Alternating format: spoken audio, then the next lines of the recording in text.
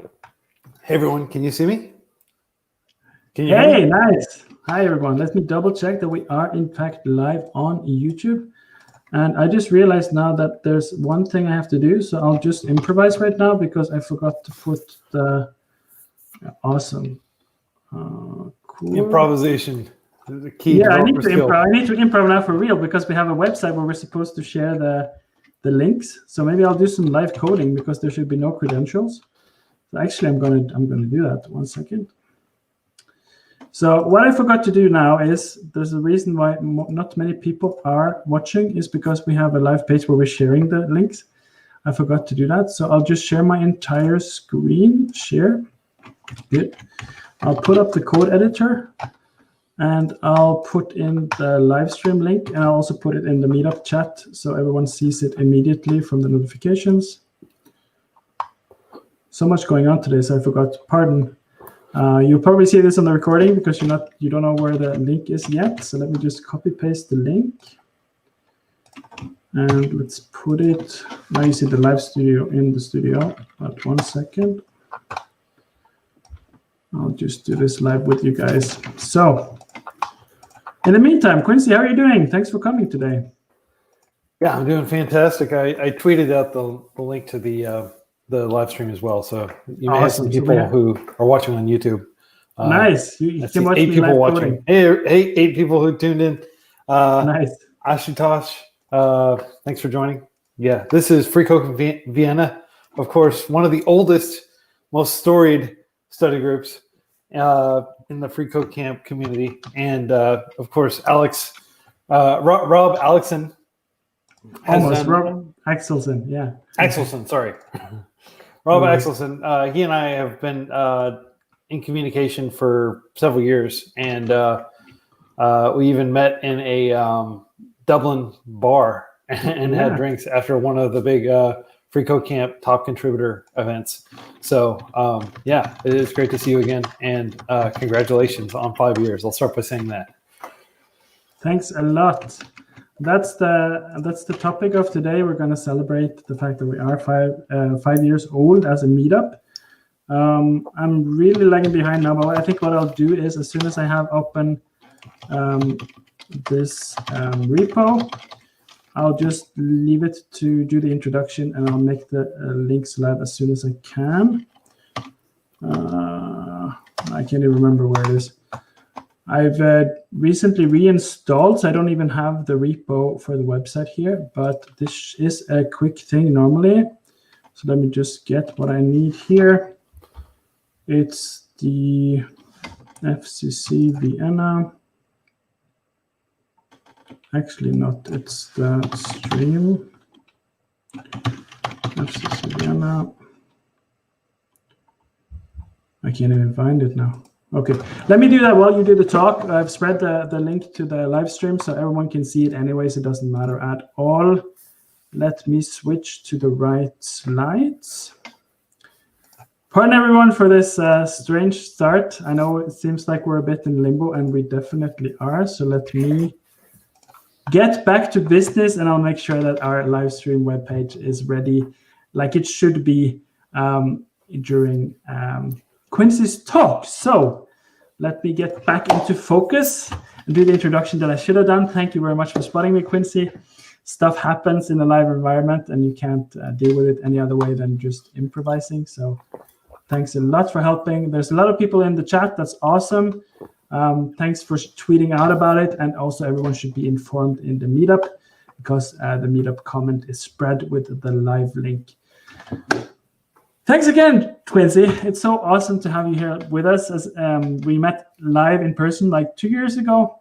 Yeah, in Dublin, which was, that was awesome.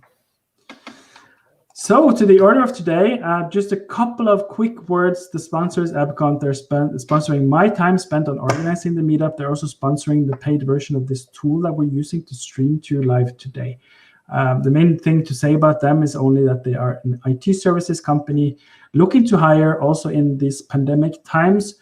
So if you're living in or around Austria and would like to work in Austria, Vienna, for an IT services company, there's open positions for front end, back end, Front end is JavaScript, mainly React and Angular, though there's more and more Vue projects.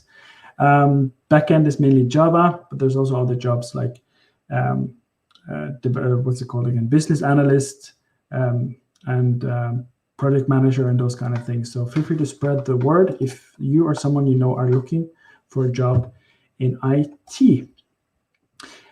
Quick mention of Sec for Dev. We mentioned them last year. It's a new conference in Vienna. They are going, I'm assuming, yes, all virtual this year. So feel free to, no, next year. So feel free to have a look there. And here's the website. We're happy to give them a shout out. Awesome. So the program for the day is this introduction that you're listening to now. And then we have our special guest, Quincy Larson.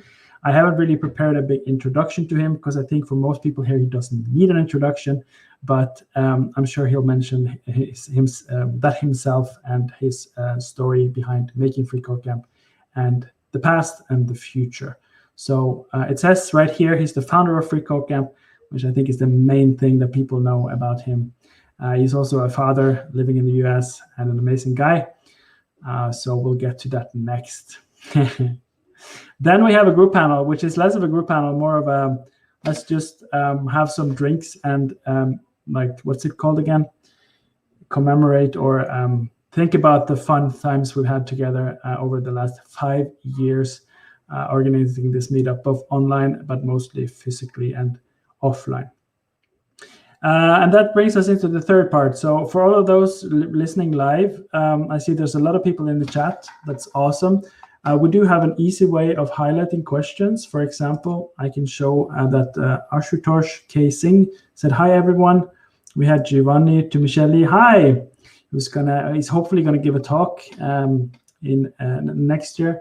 So that's awesome. Hitesh Yoshi saying hi. Akhil Sahu is saying hi. I'm sorry if I'm mispronouncing any of the names. We have a second time from Ashutosh. Then we have hey everyone from Devendra Yadav. And then, yeah, even Quincy is being highlighted because he says he was definitely one of the first in the FCC meetup scene, being the founder and everything. Good. That brings us to the next. So I always emphasize when I have these meetups that this is a local, so this is in essence a local study group for freeCodeCamp Vienna. But since it's advertised via meetup.com, it's also a way for people to join just to watch a good talk and meet other people. You don't have to be a freeCodeCamp student, but it is of course good if you have an interest in coding or programming in general. And the fact that I'm still organizing this just means that I'm the one that has contributing the most time and effort into this. But if you would like to help lead this group, feel free to contact me or Vlad, who is currently co-organizing. And we would love to help you either co-organize, co-host, give a talk, help with any other organizational stuff. If you would like to get involved, this is our group. So feel free to contribute to that. That would be awesome. I also organized 2 other meetups, Vue.js Vienna and Vienna Go. They are also supported by EPCONT. I also organized Vienna.js, but that have been inactive in COVID times for various reasons. But if you're interested in any of those topics, feel free to go to meetup.com and look for those meetup groups. I see Adi is also joining us. I'll ping you in later, Adi. So what we normally do when we have physical meetups is that we're able to give you free pizza and free drinks. So if since we don't have that opportunity right now, this is the closest we'll have. So feel free to grab your own snacks at home or a virtual snack, though I don't know if you can consume that, and get ready for the meetup. That would be awesome. So that brings me to our guest, who is on screen now, Quincy Larson. I can't remember the next slide. I think I'm risking it, but I don't think it's relevant. Nope. So without further ado, Quincy, I'll add your screen in a second. And Quincy will talk again a bit about freeCodeCamp, and then we'll take it into the celebration round afterwards. So the stage is yours. Awesome. Thank you. Thank you so much, Rob. Well, first of all, congratulations again to freeCodeCamp Vienna on 5 years. FreeCodeCamp itself just turned 6 years old in October. So we didn't make a big deal out of it because the number 6 is not like a big round number like 5, but we'll probably make a big deal out of turning 10 years old. You may already know a little bit of the history of FreeCodeCamp, and I apologize if I look weird. I've been cutting my own hair and it doesn't look good. So I like screwed up one of my eyebrows last night when I was trying to just trim it a little bit. So yeah. Anyway, I'm joining from Dallas, Texas, where I live now. I moved from the San Francisco Bay Area to Dallas, and I love it here. If you're looking for a good Midwestern, Southwestern city in the United States to live in, Dallas is definitely a high recommend. We did a lot of research before we moved here. I'm just going to tell you a little bit about the history of FreeCodeCamp. In fact, I'm not going to really focus on that much because we've covered it a whole lot. There are tons of podcasts where I talk about the history. I'm less interested in the history and I'm more interested in the future. And the future is really bright. So just a very, very abbreviated history of FreeCodeCamp. 6 years ago, I sat down in my closet and I had just spent a year building, a more complicated education tool that didn't really nobody really cared about it, right? So I started stripping everything down and making it very simple, and then came up with a single curriculum, and we just had a chat room, and people would chat in the chat room, and then they go and complete parts of the curriculum, and then they'd go into the FreeCodeCamp web app and like mark it complete, and at the end they would get a certification. And soon people started contributing original first-party instructional material. So suddenly people were contributing challenges to the code base, and instead of relying on just Stanford courses or just MIT courses, we suddenly had a whole lot of original learning resources. And then people started getting jobs, and that was a big deal. and to date, we've had at least 40,000, depending on how you estimate it. Like I just look at the LinkedIn alumni network and see how many people got their first developer job after joining FreeCodeCamp, and that's like a pretty good litmus. All this information is public. If you want to go take a look and give me a better estimate of the number of people, it's probably a lot higher than that, but that's just people who put FreeCodeCamp on their LinkedIn. And then so they were getting jobs, and then the big thing was we got tax exempt status, so we became a public charity in the United States, and people started donating to us, and we're able to get tax deductions for donating to FreeCodeCamp. And so we've had a lot of benefits as a tax-exempt 501c3 nonprofit, which is the same tax designation as like the YMCA and like Doctors Without Borders, Médecins Sans Frontières, and I probably mispronounced that, and a lot of the other big nonprofits, the Red Cross. So since then, we've just been continuing to do more of what we did, which is create free learning resources and get people involved. And one of the things we did early on that I'm so grateful to Rob for is we started creating study groups around the world, and people started getting together in coffee shops and libraries and in bars, wherever, and in many cases at employers' offices after hours, and having coding events and coding together and giving talks and all that. So much of this is, kind of almost pioneered by FreeCodeCamp Vienna. So you all have been at the vanguard. So the other thing to note that we've done with the study groups is that over the years, of course, COVID-19 has hit the whole world. And if you're in one of the areas that's heavily affected, like I am, for sure, the United States is the epicenter of the pandemic at this point. You're not going to many in-person events. So I'm grateful that with this modern information technology, we've been able to adapt, and we're still able to have events. It's great that you all have kind of moved over to live stream and using these tools. So what I'm going to talk about now is I am going to show you some of the future of FreeCodeCamp. Now, FreeCodeCamp is really 4 pillars, in my opinion. There is the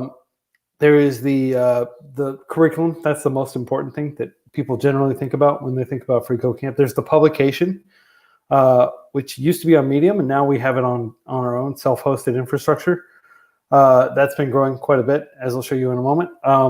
Then we have the forum where people can ask questions, answer questions, get help, and help motivate one another. And that's been extremely critical, I think, to the cohesiveness of the community over the years, especially the international community, people not just in one city, but helping one another around the world.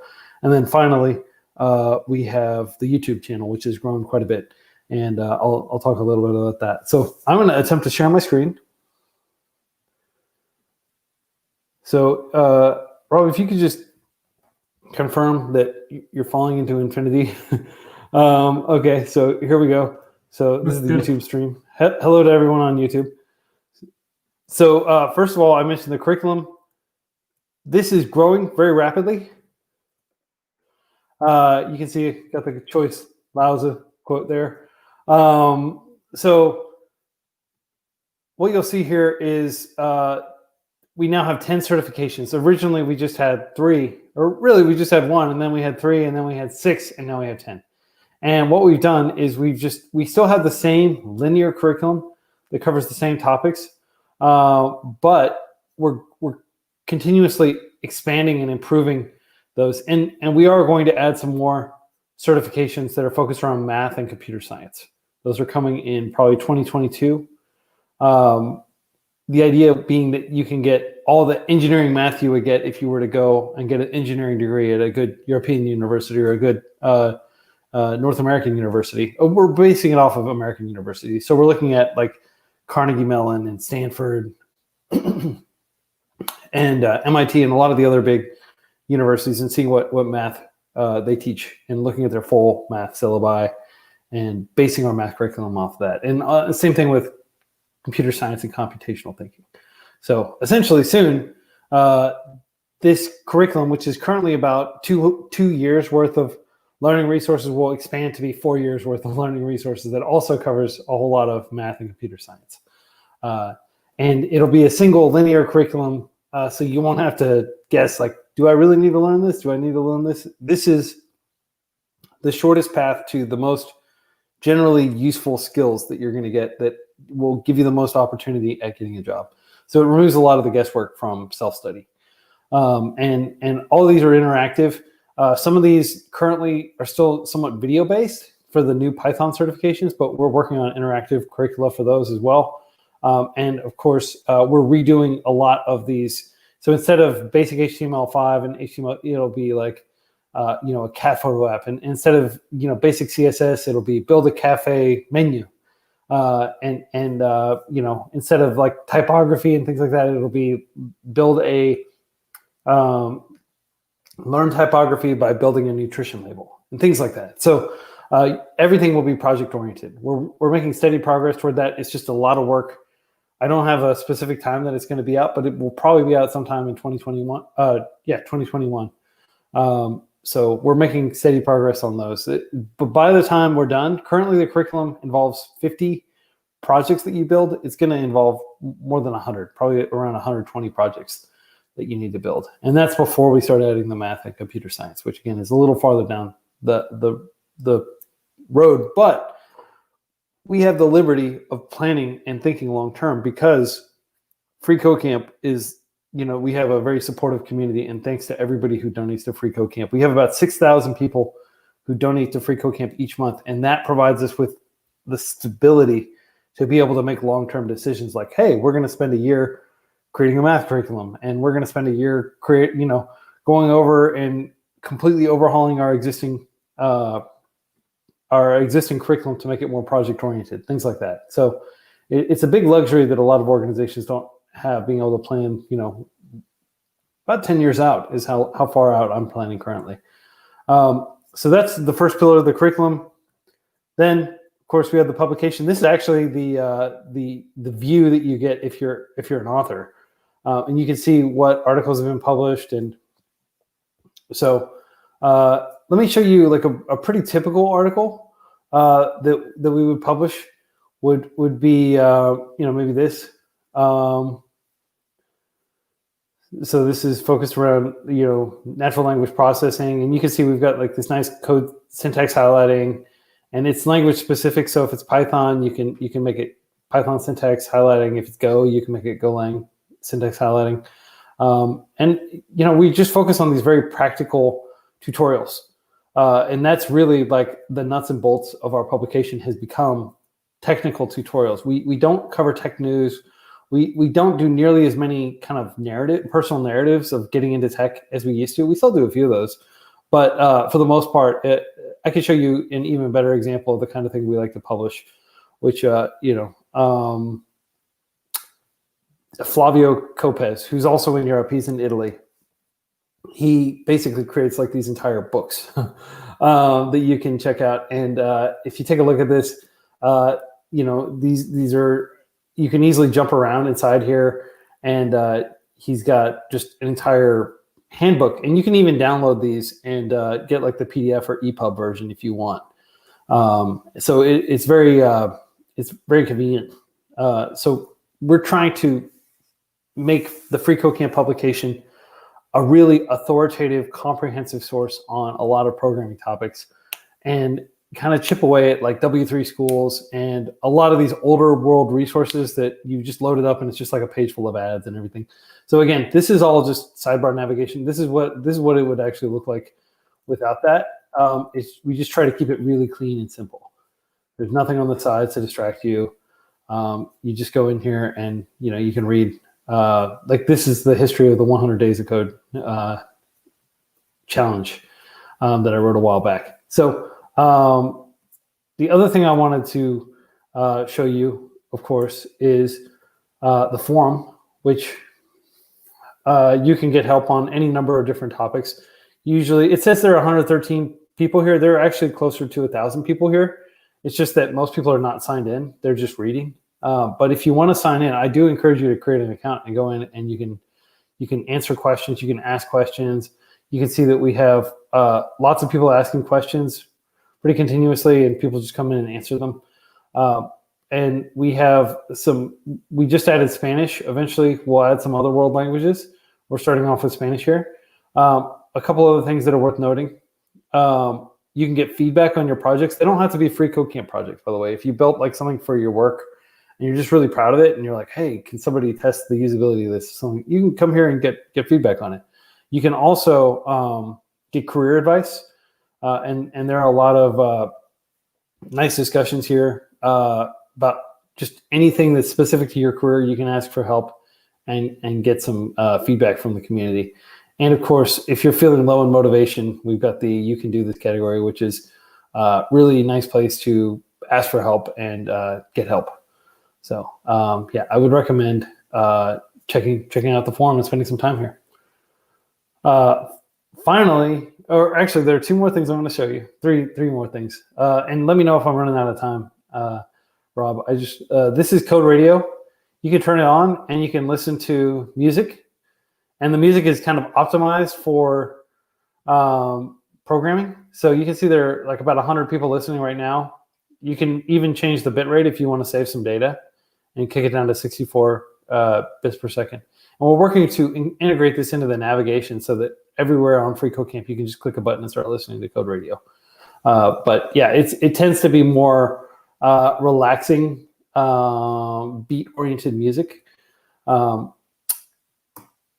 And this is the thing that I mentioned in chat that I was going to show everybody, something that I hadn't formally announced yet. So I do have an announcement ready for this, and it's going to go out once we finish a few more things, maybe next week. But we do have our own chat server. So we are planning to, we have a Discord server, which has been fine, but Discord is, a private company, and we're not sure what they're going to do with all the data and everything. And also they kind of like boost this server, and they've got all this weird gamification stuff that doesn't really help freeCodeCamp. Like if you give ways to give money to Discord, but it doesn't have anything to do with freeCodeCamp really.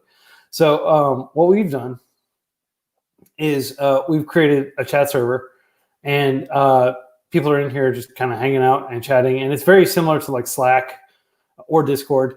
We're working on styling it to make it look more like the rest of freeCodeCamp. But you can see there are direct messages in here. You've got, you can do syntax highlighting. You can even do LaTeX.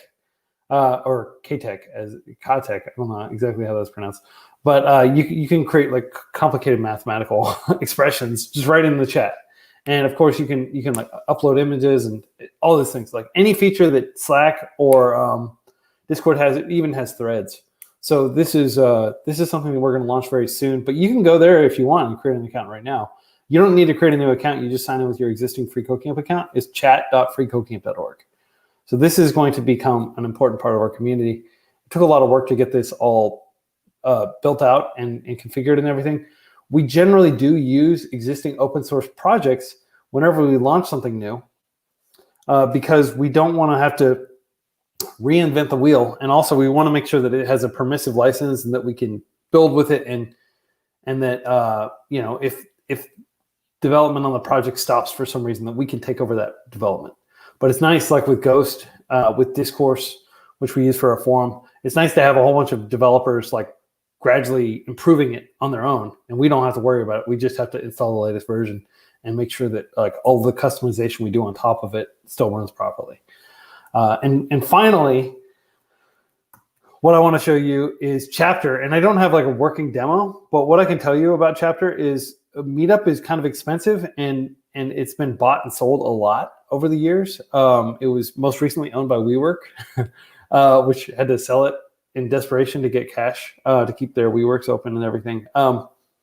So this is an alternative to WeWork, which was written in TypeScript, and we use Next.js on it. And essentially, this is it's a Meetup for your nonprofit or your organization. If you have a multi-chapter organization, like let's say the Boys and Girls Club of America, for example, or Cub Scouts or something like that. I'm using American examples. I'm sure there are better European examples that you all would think of. You can say like, hey, here are all of our events around North America, and somebody can just go in and choose them basically, and then they can choose which ones they want to join. So like Sierra Club or Women Who Code are a couple organizations that we're going to hopefully work with on this, and you can and so we're writing all this code so that everybody can go in and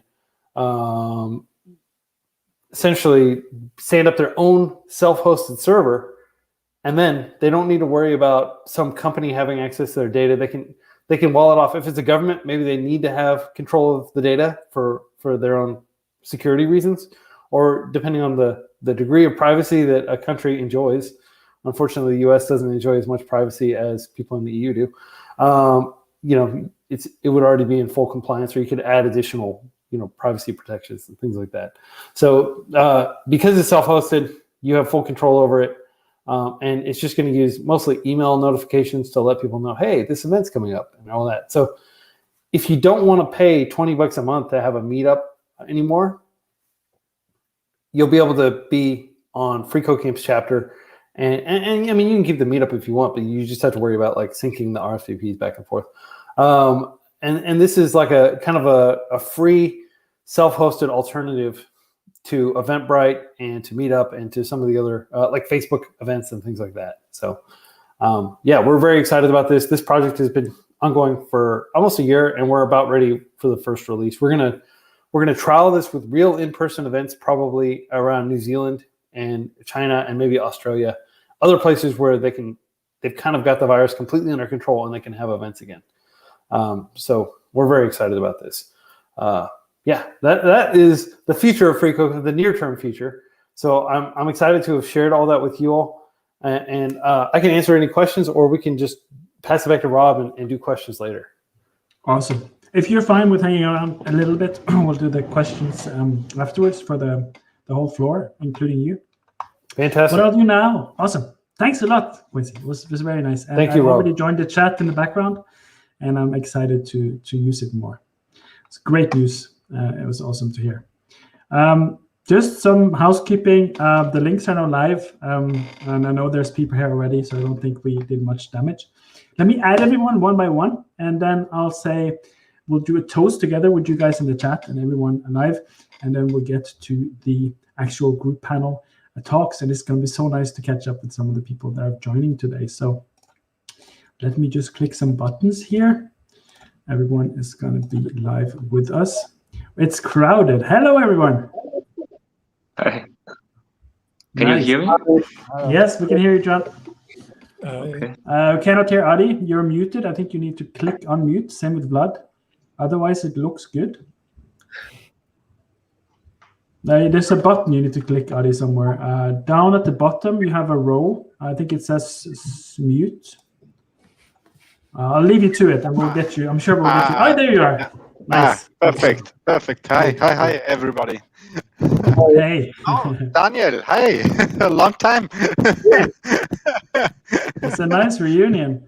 I propose that we start with a toast. So let me just preface it by saying we're going to talk a bit about it today, but for those of you who remember our early days at Sector 5, there was a lot of club mate going around there, and an Austrian energy drink just based on mate, the tea. And then homage to meeting Quincy with a Guinness glass, meeting him in Dublin. Also, of course, as us Austrians, there's a lot of people who like to have a beer or two with the physical meetup. So it doesn't mean that you have to have either non-alcoholic or alcoholic, but if you are able to catch a glass of something, I propose that we give a toast to 5 years of freeCodeCamp and to hopefully 5 new years, 6 years of freeCodeCamp and 5 years of freeCodeCamp Vienna. Cheers. Cheers. Yes. Nice. I've been dreaming about having so many people joining in the studio to celebrate this, and it's happening. Awesome.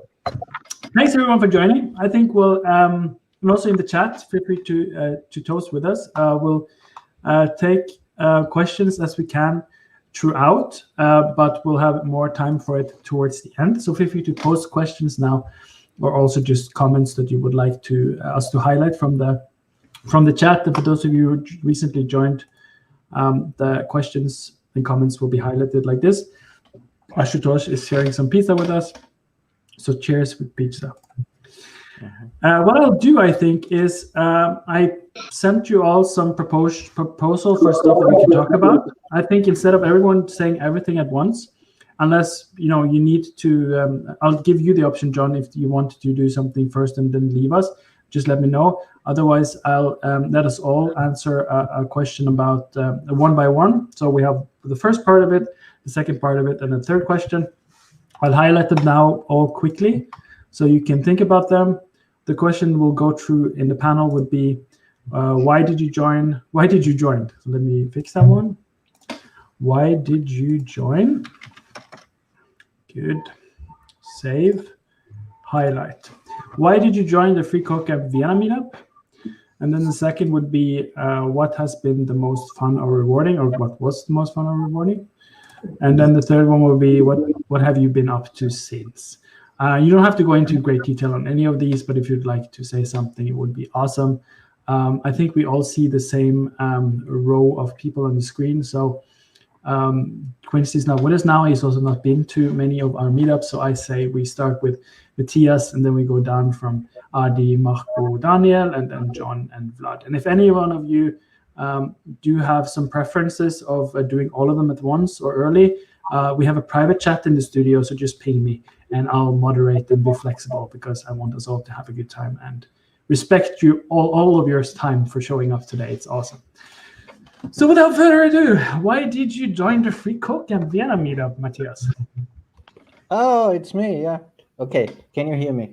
Well, I didn't know what it was all about, and then I met you in Sector 5, and then I didn't realize. And later, I looked at the site and I realized maybe that's my chance to get a job in 3 months. Didn't work out that, but I got the job a little later. And now I had several jobs in between, and yeah, a lot of change. Like, actually, especially the enthusiasm is great, always great with you. It's just Thanks. Thanks. It's like next time we get it on Mars or so. Cool. Adi, do you want to go next? Okay, hi everybody. Why did I join freeCodeCamp? I don't clearly remember why. I think I saw it on Meetup. I thought it's interesting. First time I got there, I met Daniel and I met Rob. Second time I was on freeCodeCamp, I did a little GitHub tutorial. and generally quite interesting. Many people sharing the same interests like me, and everywhere place to improve and room to improve. So I liked it much, and I was there since then. I think it was since the beginning, actually, or since. Yeah, I remember you've been there for like ever, but I don't think like the first couple of months, but maybe after like half a year in Sector 5, I remember you had spoken with. Like this. Yeah. Quite a long time. The most rewarding for me was, I had people interested in technology, interested in coding, interested in computers around me, and sometimes it's you know a lot about computers, but you don't know everything. Yeah. And so I used the freeCodeCamp to ask the people, especially Rob, Daniel. Thank you for your patience at this time. You answered so many questions of mine. It was very nice to have the answers to burning questions, and I liked it much. Yeah. And one thing to add you. about you, Adi, I think we all remember you as someone who's super enthusiastic as well. Though a quick side story is that I know you have the tendency to, depending on how your day was, fall asleep in a chair very easily. That was also a fun thing we learned about you, but we never took it as a disrespect, because we learned from your girlfriend that Sabina that's how it is, and it was charming and nice. And you're tired. There you go. And the ability to sleep anywhere, I really envy you. And the last thing about you, Adi, is that you always had questions prepared, also for the audience. So I really thank you for all your contributions. And you even gave a talk once. So thanks for everything that you've helped with. Yeah. About the questions, I think we all improve ourselves with questions. I'm sure I was not the only one who had these questions I came up with. And many people also told me from the audience, hey, thanks for asking this question. This was interesting. Never thought about it, but now I know it. Yeah. And what I've been up since, I don't know, always working, using the stuff I learned in freeCodeCamp partially, implemented some websites meanwhile with some security stuff I learned from you guys, and nice. And I just can encourage everybody who's in the audience now, stay tuned, ask your questions, and learn a lot from the professionals here. Thanks, Eddie. I know you told me that you had to leave soon, so you got the chance to answer everything. If you're staying around, feel free to jump in if you can. Otherwise, we'll go on to Marco. When did you join? I joined Meetup or freeCodeCamp? Both, maybe. But I was thinking about the Meetup, but both are relevant. Yeah. freeCodeCamp I started in the autumn of 2016. I remember it quite well, after some failed attempts with Udacity and Java. And the Meetup then later, I think it was spring of 2017, I was already quite further in the curriculum, and I was quite lonely with all this coding stuff, and in Vienna, because I moved to Vienna from Czech Republic in 2016, and I was curious what's the whole thing about. It was pretty intimidating at the beginning, all the pros. But yeah, cool. It was a great group, and I really like it still, the atmosphere of the group, in comparison with other meetups in Vienna. Nice to hear. Thanks. Daniel? Hi, everyone. Why I joined freeCodeCamp? Well, first, as you know, I started working or studying law and was also working there. But then I wanted to start coding, and I was going through various online possibilities. But I found at this time freeCodeCamp was by far the best platform to do it, simply because it was very practical and pragmatic. So you not only had some theoretical stuff, you had to implement everything. And it was one of the first platforms that actually gave you the opportunity to code a project and then show it to your friends. So this was the reason why I started with freeCodeCamp and also finished the curriculum. And at this time, it was indeed really small. I think there was front-end, back-end, and data visualizations. So it was not so big as it is now, but I'm extremely amazed how big it really is. I haven't programmed anything with it anymore because I'm already in other directions, evolved in other directions. But it was, and I think it still is, one of the best platforms to learn programming, and that's why I started. And regarding the meetup, I just wanted to get together with people that are on the same journey, and I'm very glad to met you, Rob, and all the other people. It was a pleasure to be there and also helping it organize, but also really great. Yes, so it was a great spirit, and it really helped me get into programming. And since then, I think 9 months after I started, I was able to get a job. And since then, I've been working in the IT industry and never looked back, and enjoying every moment, every second of this. So yeah, that's the reason why I started. And I love both the meetup and the platform itself. Awesome. Vlad, I don't think you need much introduction or explaining, but he's been co-organizing the last meetups with me online and also in person. Hi, Vlad.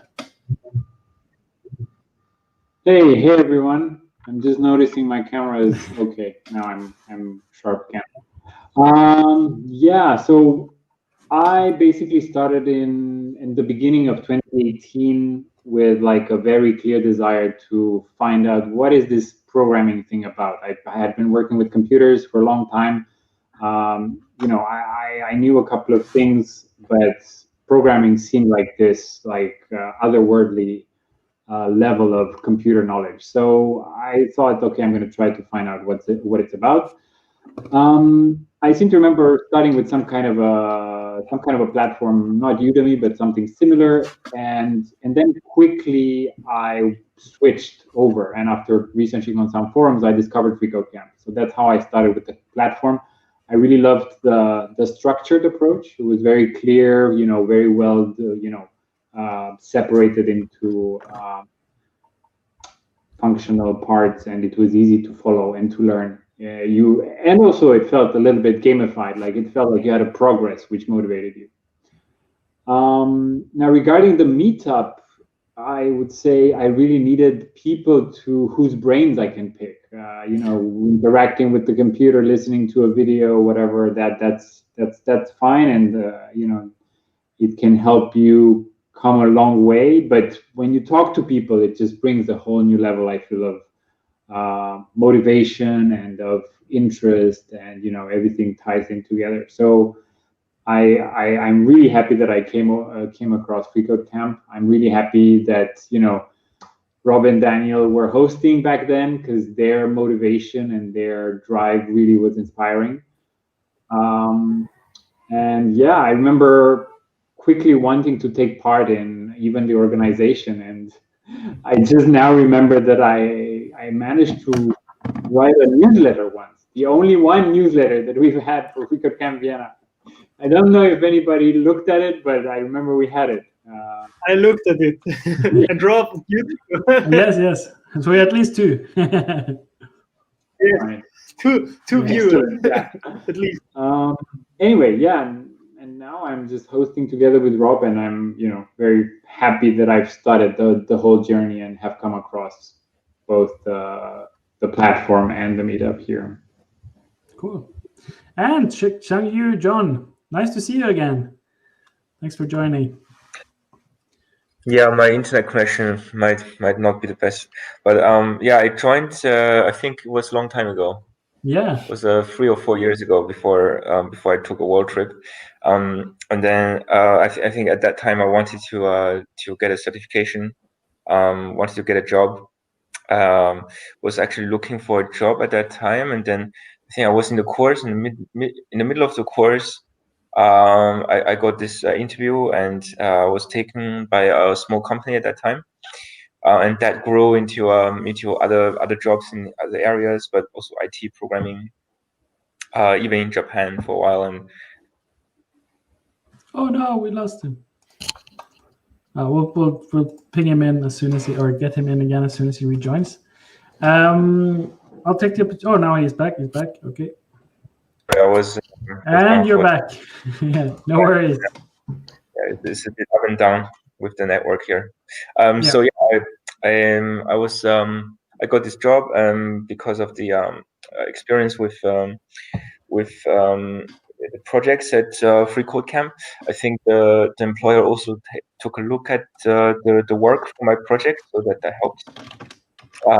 And right now I'm just doing more certification, the ones that are official for certificate, like Kubernetes or Google, and working for international firm right now, also in the IT consulting department. So definitely freeCodeCamp, if you take it kind of seriously, you can definitely get to the stage of at least an interview, most probably a job. Yeah, it's definitely helpful. Yeah, thanks. Yeah, I remember our time in Sector 5 and you mentioning, no, I can't even remember, Euler, what's it called? Euler? Euler apps, or what's it called? Yeah, something like this, where you learn programming through mathematics and equations and stuff like this. Right. Yeah. Euler project. Euler project, yeah.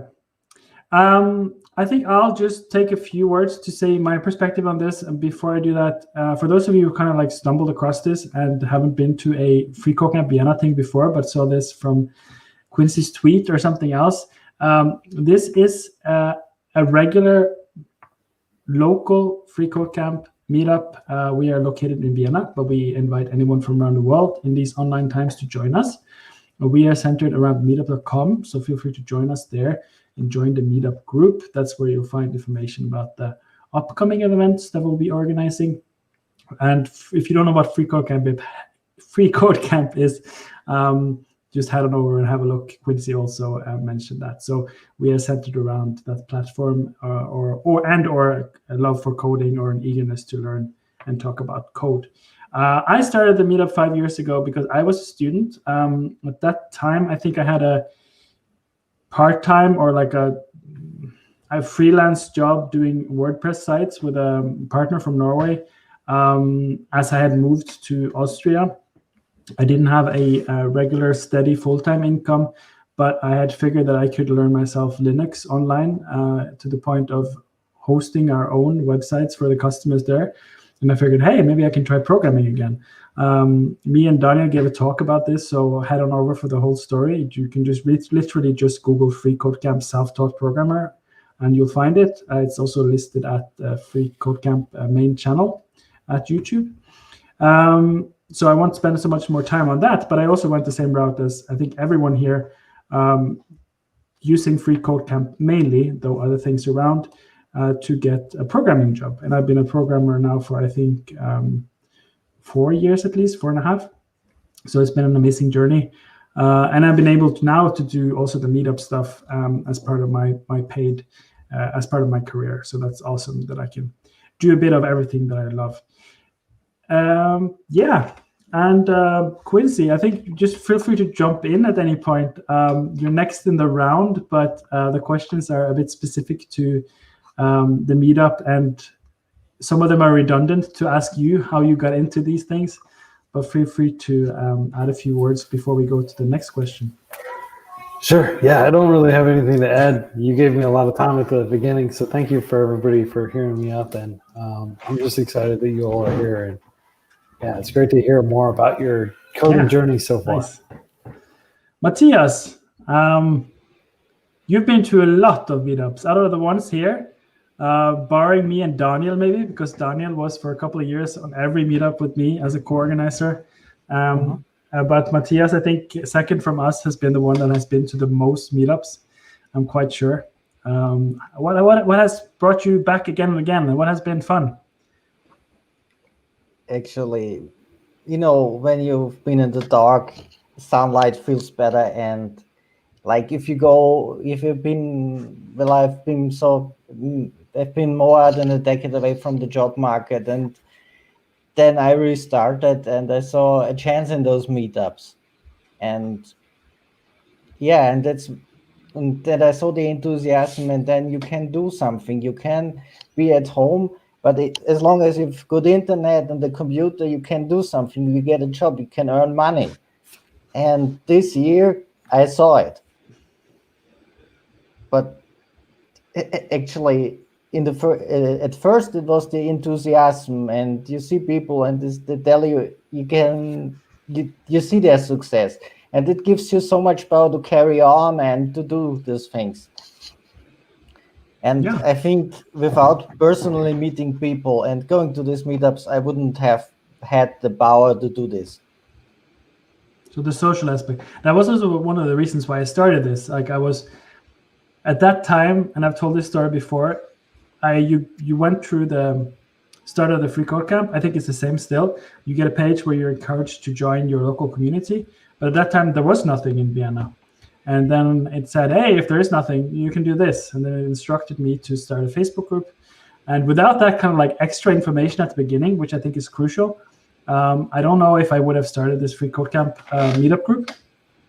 And then I joined, and then no one joined the Facebook group. And then my wife joined. And the next day we were 2, but I was still impatient. And then I contacted Quincy directly, and I was so amazed that he answered so quickly and actually answered me.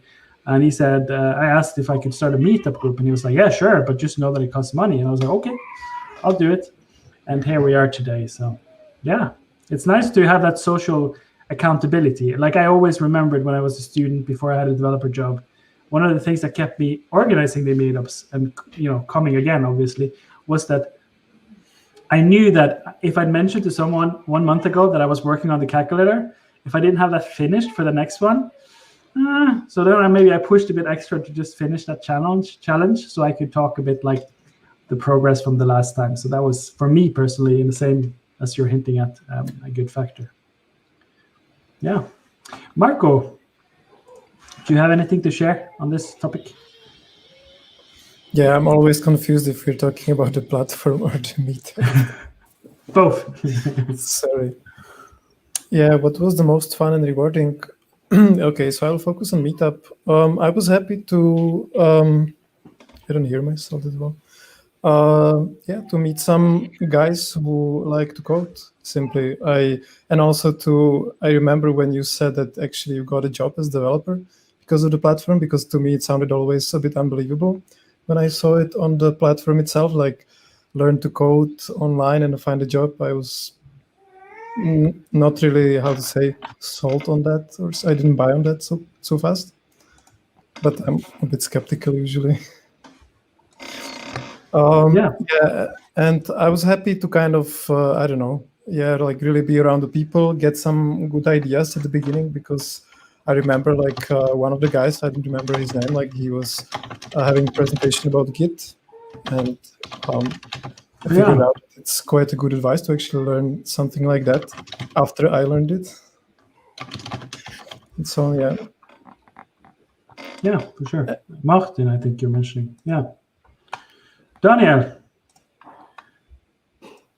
you obviously kept coming back and back because you offered, the first time or second time we met before we even met at the meetup, you offered to help, I think I remember. Yes, yes. Yeah. I think it was a part of my strategy to learn about programming, to not only do it online, but also to do it with real people.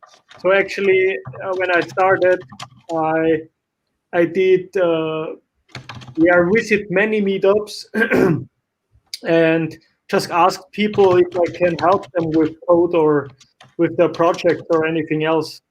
So yes, I think it was part of my strategy. On the other hand, what was quite rewarding, I think in terms of organizing, it was really rewarding to see how other people have evolved and developed, and being able to share experience and knowledge and help them on their way.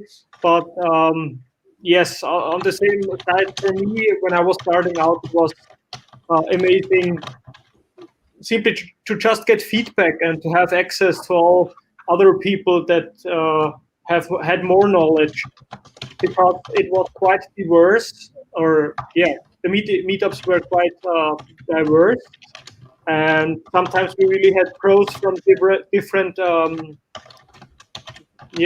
fields, like web development, or scientific computing. So we had quite a lot of professionals sometimes in some meetup.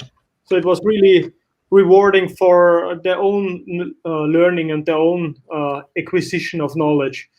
So I think this was quite rewarding. But I think for me in total, the most rewarding was organizing it, just helping other people.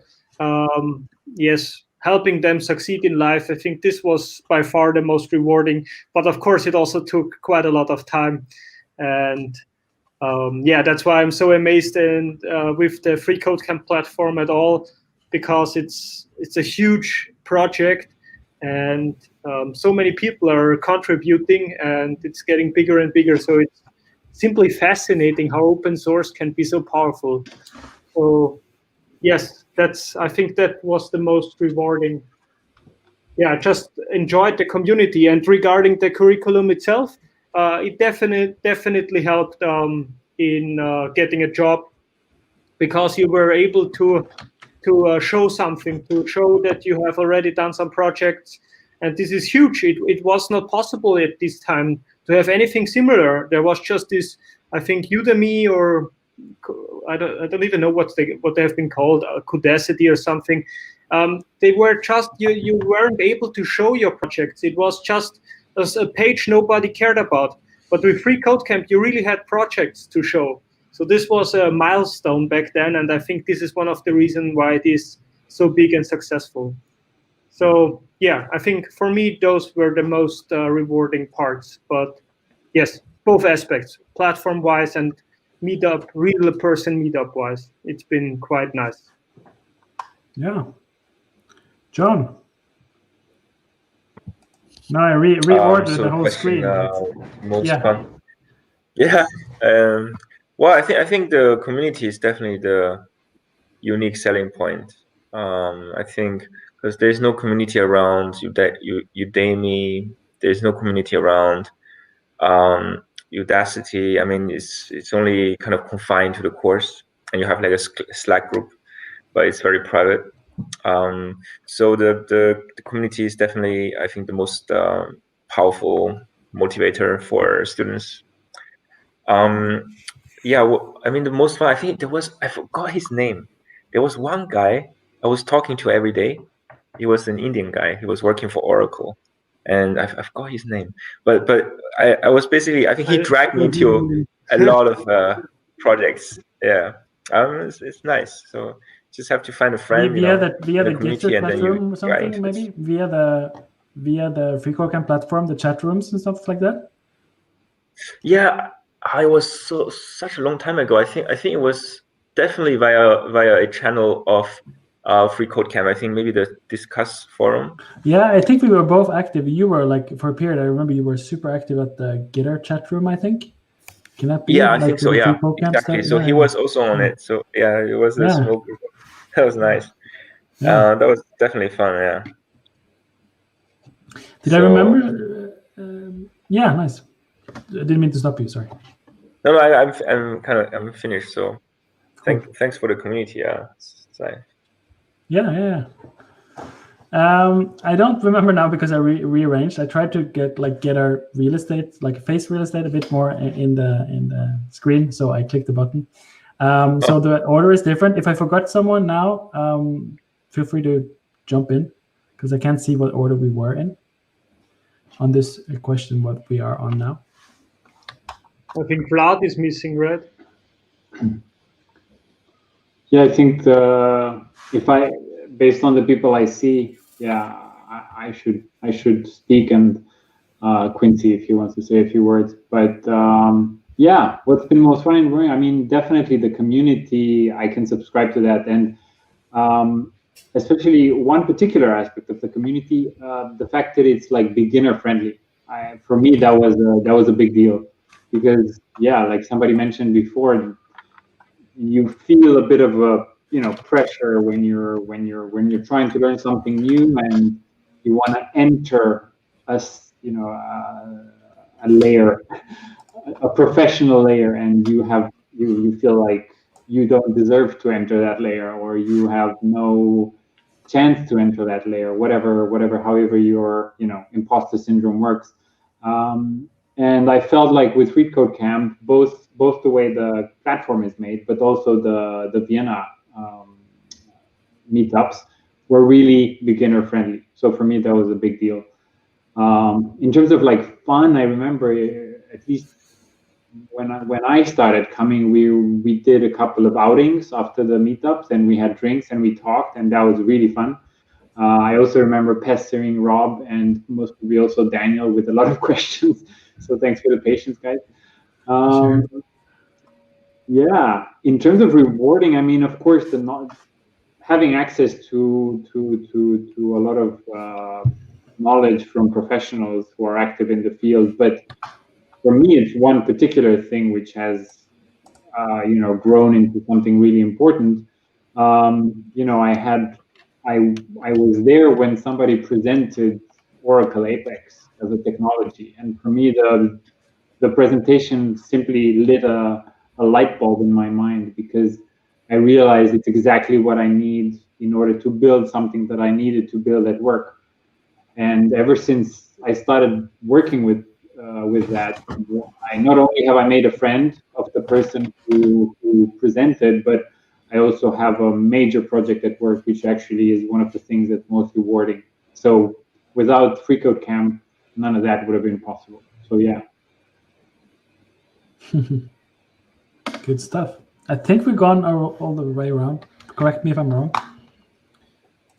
So we'll go to this. I think most of us have alluded to this already, so we can just segue into something else. But feel free to tell. It's also nice because some of you guys I literally haven't seen in a couple of years, or some of you, like the ones that are left, that will be John, we haven't really met, and Matthias, has maybe been a year since we met. Marco, maybe the same.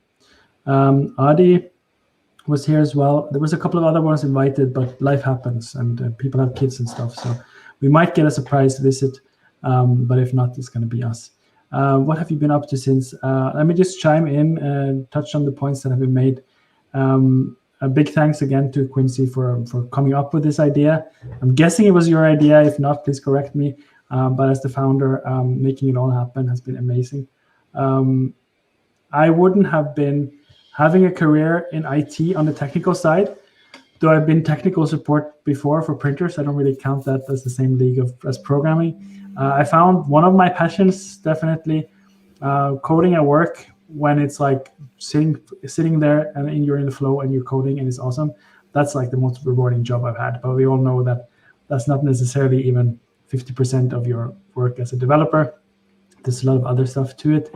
And I've also found a new passion for meetups and the community stuff. And I've really been able to expand on that because of the experience that I started starting this meetup. So I'm also really thankful that I had the chance to front freeCodeCamp in Vienna, and it's been super rewarding. And the last thing that has been super rewarding has been like all of the people, those here included, and just having a place that I knew every month I'd meet awesome people that I could chat with. And maybe also, as Vlad said, afterwards have a few drinks with if it fit. I always wanted to encourage that kind of like social aspect of, so, what have you been up to outside of coding? How's life? And that's been really rewarding to get to know all of you. So now I've talked a lot. Matthias, what have you been up to since? Maybe you can share the news with us. We all know that you've been looking for a job and had different success with it. But from what I've heard from you, you've had a programming job now for, even though it's ending now, you've had it for 8 months or something? Ended a month ago, but it was great. And I almost got my insurance months, and I think it's great. Nice. Because yesterday I even got a job interview. As I really see it works even in Corona times. And I've now actually, before I started, I had nothing to show in my CV. And now I have something in my CV. I can say I have almost 2 years or 3 years experience. And I want to get a remote job soon because I'm not a commuter. Well, yeah. Cool. Nice. Mm-hmm. Daniel, you have a bit different story, no? With law and freelance and combining everything all the time, full speed ahead. Yes, I have always many things to do.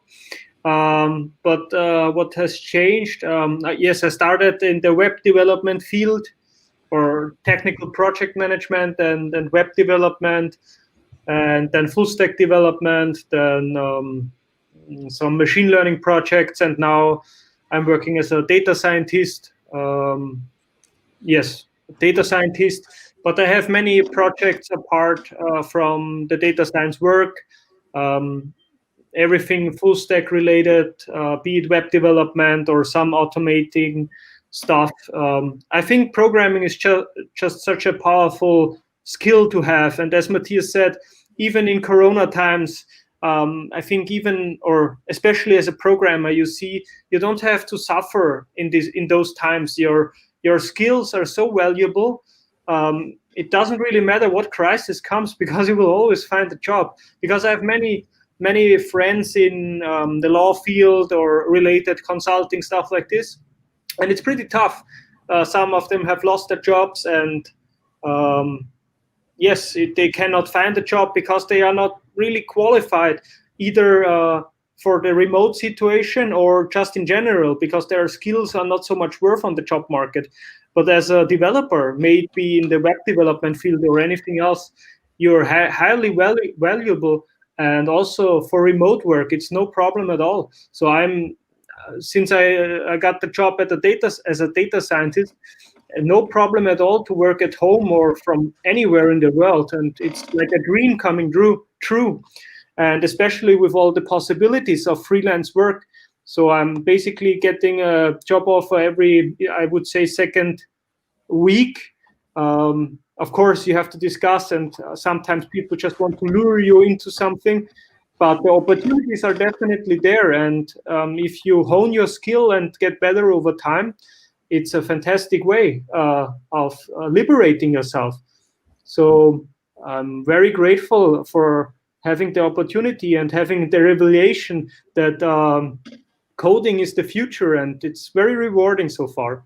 So as of this, yes, I'm covered with much work and projects, but also as I'm studying artificial intelligence now at the university, I'm still thinking about freeCodeCamp, and I'm still consuming some content of freeCodeCamp because it is so valuable, and it shows me that you do not need to visit the university. You just need to get the knowledge and get the skills, and it doesn't matter if it's university or anything else. I just see that university, it's often very, very theoretical, and sometimes too far away from the practical field, too far away from reality. So I'm still combining the sources of knowledge, especially including freeCodeCamp. The last one was, I think data science overall course video or something like this. It's I think 5 or 6 hour video. It's amazing. I really like it. It's crazy, and it's really good. It's really, really good. I can confirm it from my work perspective, but also from the things I do at university. It's amazing. Yes, so that's about it. More studying, and much work, and amazing. I enjoy life. It was a good decision to get into programming. I'm not regretting it. Good Yes. stuff. John, what have you been up to? Your world travels and everything, huh? Lot happened. Yeah. Went to 30 countries, and then kind of came back again for a while. I would have started a second round of trip if it wasn't COVID. Yeah, so a lot of remote work, 1 year in Japan, and then right now I'm just kind of obsessed with getting certifications. Got certified on Amazon and Google, but recently just failed by 2% the Kubernetes test, which was well, I have to retake it again. But that was really hard. This test was a bitch. Really hard. And yeah, anything else apart from that? Yeah, COVID happened, so there's not much to do. Yeah, calling people, cooking food, doing a lot of sport at home. yeah, that's pretty much it. Really, not too excited, I guess. If I can jump in real quick, if you want to write like an article comparing and contrasting all the different certifications you've been going for, that would be really interesting because I know a lot of people are keen to increase the number of professional certifications they have, and it sounds like you're quickly becoming an authority on that. Thank you. Yeah, if I find time, probably write it up. Yeah, definitely. I mean, the forum is still there, so could write another article, having some views again. Absolutely. Yeah, cool. But thank you. Nice idea. Vlad. People are probably more up to speed on you, but feel free to chime in on the topic. Yeah, I mean, I think if I think back, two major things have changed in terms of, the one thing was that project that I said I started at work, which basically exploded to a level which I didn't expect. It was meant to, satisfy one need for our sales team, providing them with the reports and such. And without some coding knowledge, I would have definitely, first of all, not thought about going in that direction, and second of all, I wouldn't have dared. And the thing that I wanted to, as I was listening to everybody speak, I just had to think about what I was like in the beginning, because I thought, programming begins from JavaScript onwards or upwards. But then I started the freeCodeCamp curriculum, and you have like HTML and CSS, and that's actually super valuable, and also programming. And I'm really happy that I came across it with freeCodeCamp, because when I started learning, I started with JavaScript, and I didn't even look at HTML and CSS. And the other, I'm mentioning this because the other thing that I'm really happy about recently, I've started a new direction. I've trained as a coach, and I finally have a website. And the fact that I can edit my website on the fly without even thinking about it, without even having to, I don't know, go to Stack Overflow or something, that's a big deal for me, at least. So the fact that I can afford a digital presence without having to, I don't know, resort to a professional, that's something important. And I think the more time goes by, the more it becomes clear that having digital skills is really important in today's world. I remember somebody saying something like, we're all going to die programmers. That the people who are alive now, they're all going to die a little bit programmers, being a little bit programmers. And I think there's some truth there. You don't know how to touch code or at least understand the world of how computers work the way they do, you're gonna have some trouble. So for me, that huge project at work, which is keeping me busy and busier and busier, and the fact that I've started training as a coach, and I have a website that I'm really happy about, and that I can actually code myself and modify myself, add to myself. That's a satisfying thing, and I really like it. And I have freeCodeCamp actually to thank for both.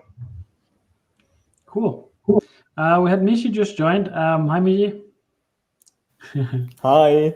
Hi. Hi. My suggestion is that Marco will answer the last question, and then I'll leave it to you to answer a bit of all the questions in once, maybe. It would be nice to catch up live with you. Marco, do you have any points to add? You make me sound like I come from France. So what I've been up to, and I will say up to from, let's say, graduating the freeCodeCamp curriculum in some partial way. I worked for 2 years in the development, first in data science kind of department in one startup here in Vienna. Then I switched to front-end role, and it was pretty interesting, and I really liked it, but then it was just quite repetitive, so I quit this summer and wanted to reflect and move forward and so on. And in meanwhile, I was working with really a lot of different technologies.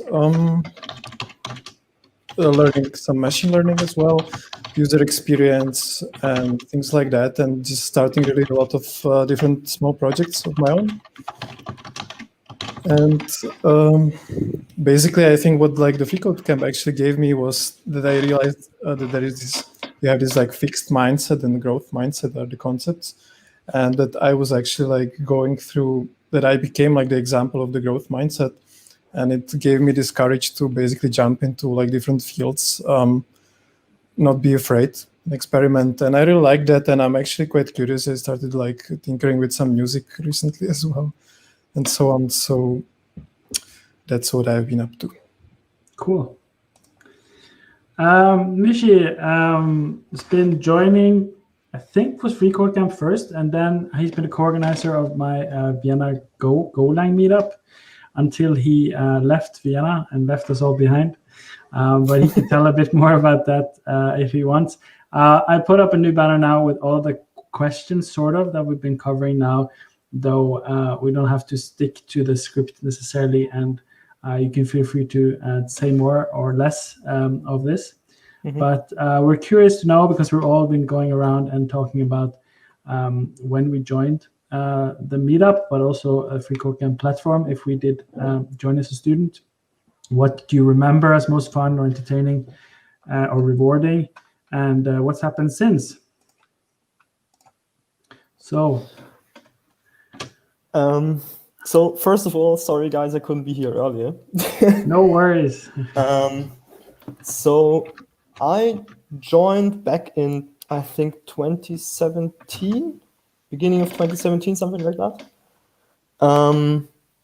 Because I had just or almost finished school back then. And I wanted to see how the community in Vienna itself was, how people who had no idea about coding try to learn it and maybe support them in learning it. Because I thought that back then, like even back then, after I just finished school, I could help people understand things I already understood. Because I had 5 years of computer science courses back then, and already some practical experience, and yeah, it was really fun back then. It was mostly fun because the people were really excited to learn something new. The people were happy to learn something and meet people, and yeah, you did Rob and Daniel, you did a great job of organizing that with workshops, with talks that varied in topic and in the depth they provided to each topic. And I think people learned a great deal back then. And I think I had one to two talks or something back then. At least two, maybe three. Yeah, oh yeah, okay. So yeah, just for the freeCodeCamp meetup, I had like 2 or something, and the Go meetup, I think another 2 or 3. And it's always been great fun to show people something they didn't know already, and have them ask questions and try to work through them, through the questions with them. So yeah, what's happened since? As Rob already mentioned, I moved in 2018. Yeah, in August of 2018, I started studying computer science at the Technical University in Munich. It's been a lot more theoretical than that since then. So it's not as exciting anymore, like not teaching people, not having any talks that revolve around actually using or writing software, but more the mathematical and yeah, very theoretical aspects of the whole science behind it. Yeah. That's pretty much what's been happening since. Cool. Just going to take a moment to say bye, John. John is needing to leave within the next couple of moments. Thank you for joining. See you guys. Cheers. See you. Bye. Well, cool, Michi. And I remember you as like being one of the young ones. We had some people joining every now and then have been very young when they joined. and that's also nice to see, to get that in the mix, because most people are a little bit older, but it's cool. And you're not the only one, but it's cool to see that it can have a place in people's schedule or interests, or it can give people something even before they are finished with their, what's it called, mandatory schooling. Yeah, good stuff. Feel free to jump in. I'll remove any of the banners for now. We haven't got any questions from the chat, but feel free to ask something in the chat if you have anything to ask about what we've already been talking about. Or since we have a few minutes left, as we always say, if you have any questions about like the curriculum or something you're starting with, or you want to like have tips on how to learn and stuff, feel free to ask anything, and we'll try to answer if we have time.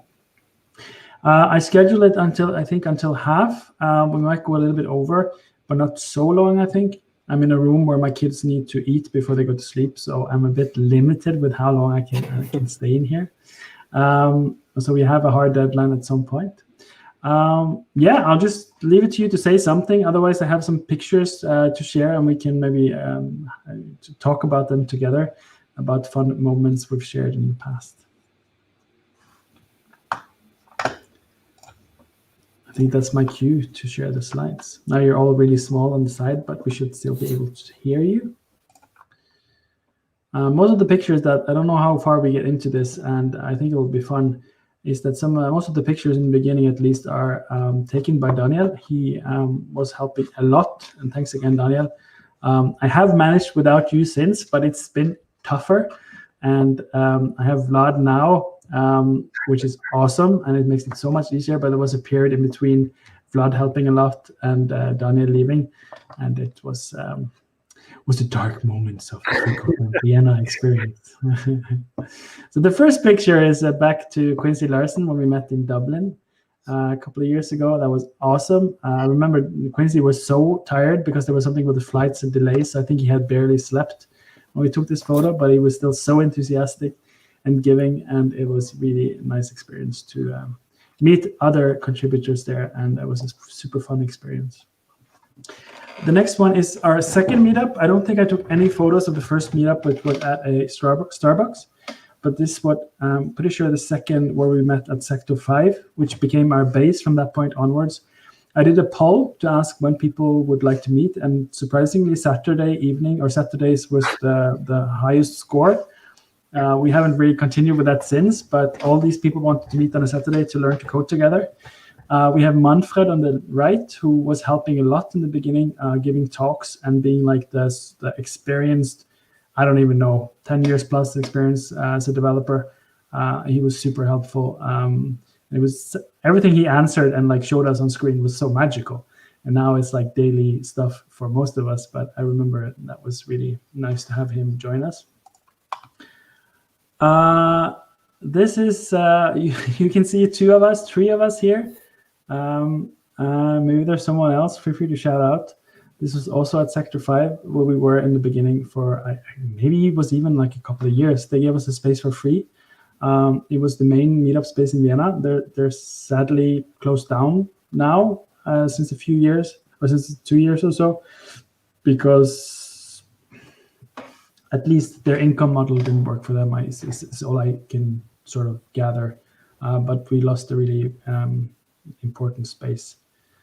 So ever since then, we've kind of like been floating around and having different locations for shorter periods of time, even though it might be half a year. And then we ended up now at where I currently work at EBCONT, which is a really nice location in Skyscraper in Vienna. But it was really fun times in Sector 5. It feels like that's kind of like our home, our spiritual home, even though it's not existing like it did anymore.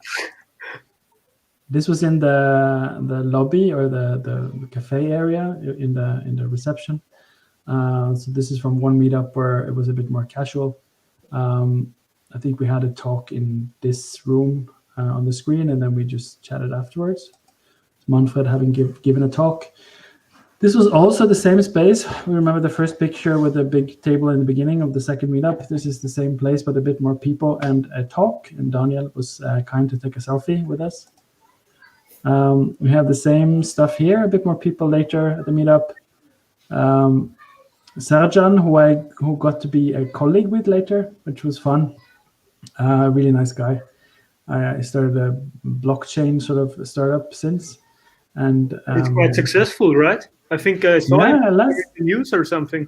Oh, nice, cool. I need to catch up. Good stuff. Again, a nice selfie at another meetup. Marcus here wasn't able to make it today because of work, unfortunately, but he was also giving a lot of talks and being a regular for a good period of time. And we have Martin. I cannot remember the name, sorry. That's someone with a hoodie that is in the studio now. That's Daniel, believe it or not. Yeah, I went bald for this time. Oh, yeah. Can you remember? Yeah, I remember something. Yeah. And there you had here again. So this was at Stockberg. They're a really nice place, but they're not able to keep up and have the same kind of like non-profit model of giving the space for free. They need a person to man the place, and obviously someone needs to get paid to keep the doors open. So we were able to have one meetup there. It was a nice success, but it wasn't possible for us to pay for. We didn't have regular sponsors, so we couldn't get some payment and keep that space. I think that's sort of why we went to MetaLab. We were there once. That was a nice experience. Lucas was here, couldn't make it today. He has now 2 kids. And I know, as having 2 kids myself, that if you are supposed to look after them, you can't really just steal 1 minute to jump on a call. I'll probably be screaming in the background. So unfortunately, but hopefully I'll get to catch up with him soon. I think there's Matthias in the background as Adi, having given a talk, I guess, or maybe just talking to the public like he usually does with his nice questions. It was Juho, who I've collaborated with for Vienna.js, who gave a talk. He's an experienced speaker and also the one of the organizers of React Finland, I think it's called. So that was also at MetaLab. Here we have Michael. I think that was also at MetaLab, giving a talk, I guess, then. Yeah. Yeah. And I'm talking a lot. I'm talking nonstop, so please jump in, like say hey, and share your stuff. I can just say that I still think that MetaLab is a really cool location. I don't know if it exists anymore. I guess it does. But it was a really cool location, even though it was just once we went there. Yeah. Mostly kind of by accident. Yeah. Because there was no other place to go. But it was a really cool location back then, and I think it was fun for everyone, and we had some good talks. Yeah. And it's still there, and it's sorry, jump in. I just wanted to comment on the Stockwerk where you said it was not doable because of the price. I also commented, but I was on mute, so I want to do it again. Actually, it's quite doable and possible, but the thing is, as soon as money is involved, it's getting exponentially complicated, at least in Austria, because it's so much formal stuff to take care of. You just want to be there at this place and do a meetup, but it's so annoyingly complicated, getting money, transferring money. That's one of the reasons why we founded the non-profit then. Yeah. But it's so much work and it didn't pay off. So it is easily possible, but it's just much more work. Yeah, for sure. But it's very understandable as well, because everywhere we've been, with the exception of maybe now, because my company has obviously a skin in the game if wanting to recruit people, but they don't need to have a profit from this because I'll be opening and closing the doors. But in most places, there needs to be someone that is not us, that is from the space, that is having the place open, and to staff that person, if it's not like someone giving their time for free, obviously they need to get paid. And we don't buy enough beers, because freeCodeCamp students are not the ones that are buying the most in the cafe, understandably so, because of the name and we are students. So that's always been a hard fit for us, and it's probably something that can be discussed offline, maybe also with Quincy. But we managed to make it work. We just need a nice setup with a sponsor or a place that are willing to support the community and to provide space. and people are doing stuff like cafes and university rooms and stuff. So there's definitely tons of possibilities if you are creative. You don't always have to have a nice fancy place like this. Just to the MetaLab, it's a hackerspace. Just for some context, it's a really nice place. I kind of fell in love the first time I was there, but because I then also had 2 kids, and I cannot just if I didn't have kids and or a wife or both, I think I'd spend a lot of time there, because it would be a nice place to just hang out after work, code with some people, make some 3D printing or CNC mill, or learn stuff and just have fun. But I think I discovered it a little bit too late in life. So maybe when I'm a retired person, I'll be joining those kind of places more often. Where is this? Oh, it's Sector 5 as well, right? It's just the walls. Yeah, Sector 5, Michi again. We were half a year at WeWork. No. What are they called again? We Accelerate. Yeah. They had a similar problem. After half a year, they redid this space to a co-working space, because, yeah, that's a different story. But we were very grateful to be able to be there for half a year. It was a really nice space, actually. That's me giving a talk at the same space. Flipping back again, so this is not going chronologically always. Adi giving a talk, and Daniel here in Sector 5. Probably the same meetup afterwards with a sponsor there, smiling really big. That's, I can't remember, Kivu, I think they were called. Really nice people. And then we have again Sector 5, and I want to say Benny, but that's wrong. Bonnie, no? Bonnie? Yeah, Bonnie. Yeah, was giving a talk. I remember him and his partner was there a few times, and it was really nice. Also quite advanced, right? PhD studies or something like this. Yeah. That's true.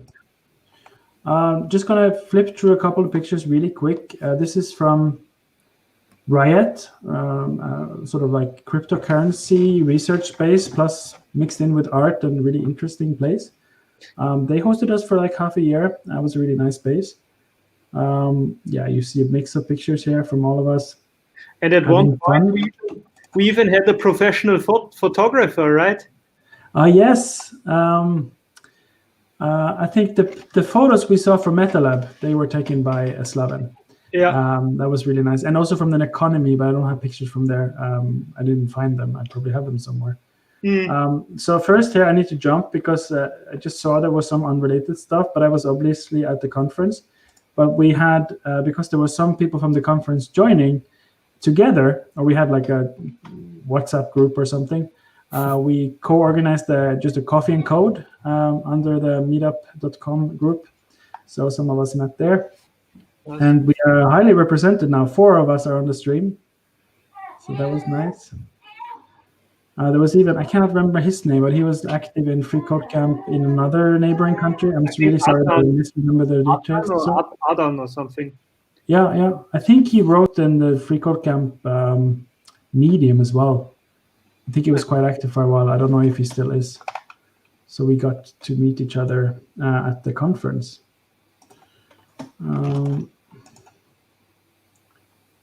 Yeah, this was the Dublin tour. I don't want to spend much time on this, but just show that there was a lot of the collaborators together.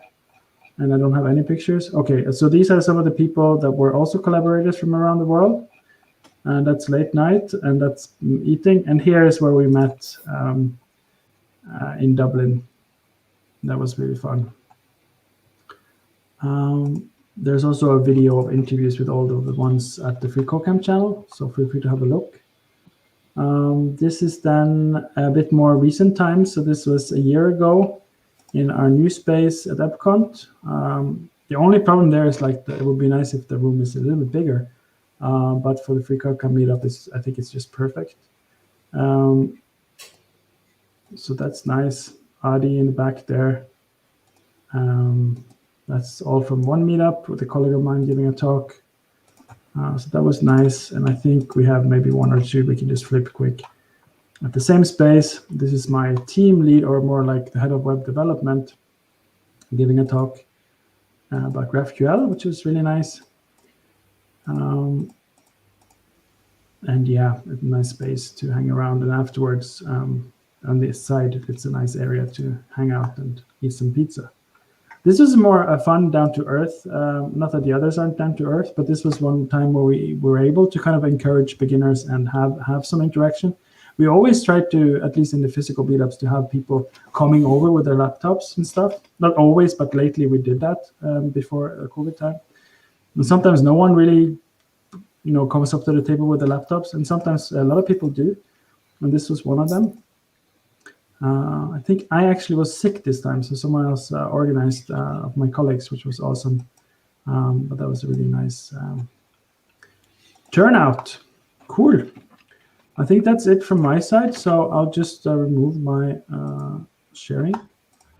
And now I've been talking a lot. So sorry about that, but feel free to chime in. We have maybe, let's say, we're going to end in 4 to 9 minutes.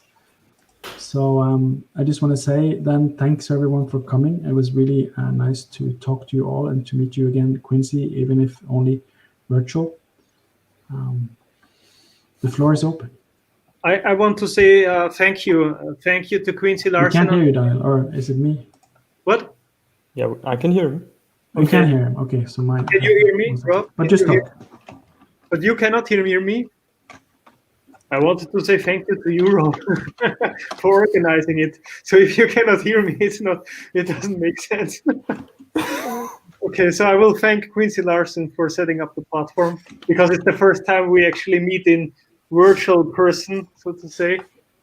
But I also want to thank Rob, because without both of you, I would definitely not be where I am today. So Rob, have you heard me?